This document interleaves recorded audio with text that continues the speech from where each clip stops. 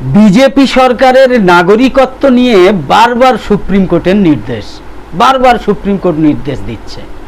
মাঝে মাঝে মনে হতে পারে বিভিন্ন রাজ্যে ক্ষমতায় থাকা বিজেপি সরকারগুলোর মধ্যে একটা অদৃশ্য প্রতিযোগিতা চলছে, যেন কীরকম না কে কত দ্রুত হিন্দুত্ববাদীদের কর্মসূচি রূপায়ণ করে আরএসএস কিংবা বিজেপি দলের শীর্ষ নেতৃত্বের বাহবা আদায় করতে পারবে, বাহবা আদায় করে নেবে, তারই যেন প্রতিযোগিতা চলছে। পশ্চিমবঙ্গে বিজেপি দলের নতুন সরকারের বয়স 2.5 মাস পার হয়েছে। এরই মধ্যে শুভেন্দু অধিকারীর সরকার কার্যত সুপ্রিম কোর্টের স্পষ্ট বার্তাকেও, স্পষ্ট নির্দেশকেও বলতে পারেন চ্যালেঞ্জ ছুড়ে উপেক্ষা করতে শুরু করে দিয়েছে। অন্তত অভিযোগ তেমনটাই। না হলে যে বিতর্কে ইতিমধ্যেই জল ঢেলে দিয়েছে দেশের সর্বোচ্চ আদালত সুপ্রিম কোর্ট, তাকে কার্যত বুড়ো আঙ্গুল দেখিয়ে রীতিমতো বিজ্ঞপ্তি জারি করার সাহস দেখায় কি করে একটা নতুন সরকার, পশ্চিমবঙ্গের নতুন সরকার, শুভেন্দু অধিকারীর নতুন সরকার। আসলে দেশ জুড়ে ভোটার তালিকার নিবিড় সংশোধন বা এসআইআর শুরুর সময় থেকেই আরএসএস বিজেপির পক্ষ থেকে কৌশলে এই বার্তা দেয়া হচ্ছিল যে ভোটার তালিকায় নাম না থাকলে সেই ব্যক্তির নাগরিকত্ব প্রশ্নের মুখে। এই কৌশলী প্রচারের লক্ষ্য যে শুধুমাত্র সংখ্যালঘুরা, তা বোঝাও খুব কঠিন ছিল না। গত বছর বিহারে এসআইআর চলাকালীন সুপ্রিম কোর্টের প্রধান বিচারপতির বেঞ্চ পরিষ্কার জানিয়ে দিয়েছিল ভোটার তালিকায় নাম না থাকার সঙ্গে নাগরিকত্ব থাকা বা নাগরিকত্ব না থাকার কোনো সম্পর্ক নেই। কিন্তু তারপরেও অভিযোগ, এই রাজ্যে সরকারে এসে শাসক গোষ্ঠী বিজ্ঞপ্তি দিয়ে জানিয়ে দিয়েছে যে যাদের ভোটার তালিকায় নাম নেই তারা সরকারের সামাজিক প্রকল্পের সুবিধা পাবেন না, কোনো রকম সুবিধা তারা পাবেন না। তখনই মানুষের মনে প্রশ্ন জাগে যে তাহলে কি সরকার তাদের অভারতীয় মনে করছে? এই প্রসঙ্গে একটা মামলা হওয়ায় নির্বাচন কমিশন, রাজ্যের মুখ্য নির্বাচনী আধিকারিক এবং নবনির্বাচিত বিজেপি সরকারের বক্তব্য জানতে চেয়েছে সুপ্রিম কোর্ট। দেশে কোনো ব্যক্তির নাগরিকত্ব নিয়ে বিরোধ বা বিতর্ক দেখা দিলে এর ফয়সালা করার অধিকারী কেন্দ্রীয় স্বরাষ্ট্র মন্ত্রক। অন্যদিকে ভোটার তালিকায় কার নাম থাকবে, ভোটার তালিকায় কার নাম থাকবে না বা সংযোজিত হবে, সেটা ঠিক করবে কিন্তু নির্বাচন কমিশন।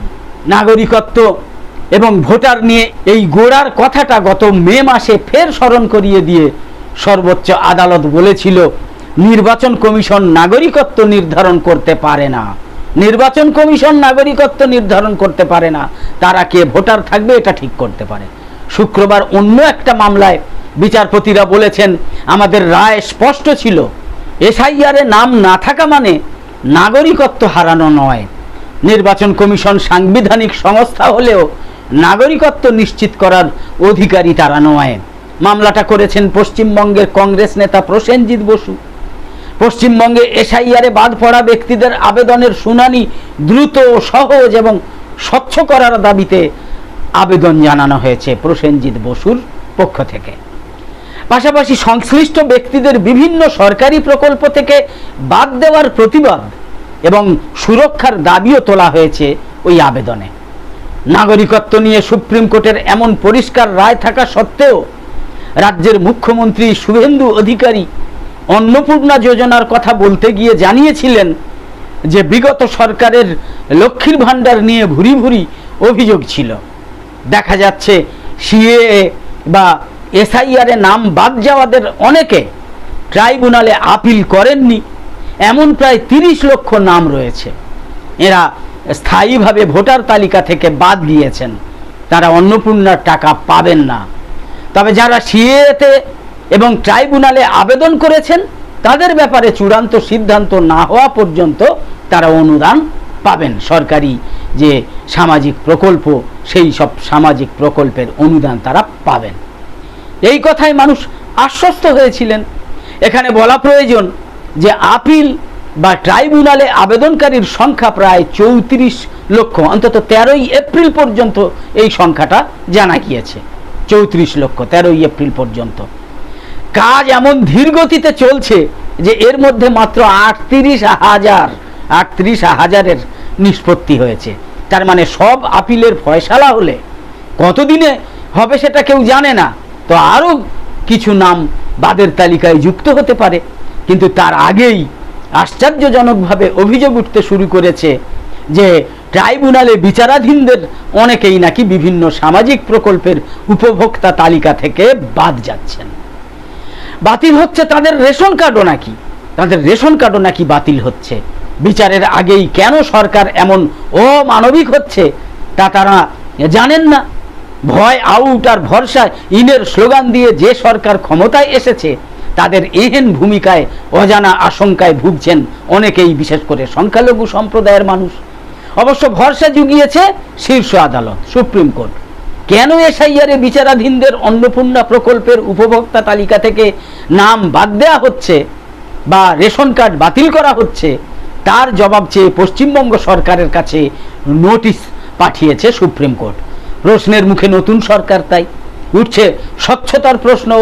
পরিষেবা বন্ধের ফতোয়া জারির পিছনে অন্য কোনো মতলব কাজ করছে কিনা তা নিয়েও সংশয় রয়েছে। রাজ্যের সামাজিক প্রকল্পের উদ্দেশ্যই হলো মানুষকে সুরাহা দেওয়া, তাই প্রশ্ন জাগছে তাহলে কি সরকারের চোখে এরা অভারতীয়? মামলাকারীর আইনজীবী তথ্য দিয়ে সরকারের এই ভূমিকার কথা জানানোয় সর্বোচ্চ আদালতের বিচারপতিরা জানিয়েছেন ভোটার তালিকায় নাম বাদ গেলে কেউ সরকারি প্রকল্প থেকে বঞ্চিত হবেন এমন রায় তারা কখনোই দেননি। আসলে নির্বাচন কমিশনের এখতিয়ার, ভোটার আর নাগরিকত্বের মধ্যে পার্থক্য রাজ্যের নতুন সরকারের কর্তা ব্যক্তিরা জানেন না তা নয়, তবু তা উপেক্ষা করার কারণ সম্ভবত একটাই, দলীয় কর্মসূচি পালনের বাধ্যবাধকতা। সুপ্রিম কোর্টের আইনকে লঙ্ঘন করা হয় হোক, কিন্তু দলীয় কর্মসূচি পালনের যে বাধ্যবাধকতা রয়েছে সেটা যেন ঠিকঠাক মতো পালন করা হয়। একদম শেষে বলি, নিউজ নির্ভীকে আমাদের নিয়মিত উপস্থাপন করা বিশেষ প্রতিবেদন ভালো লেগে থাকলে ইউটিউবে নোটিফিকেশন পেতে সাবস্ক্রাইব করে পাশের বেল আইকন অন করে অল সিলেক্ট করে রাখুন।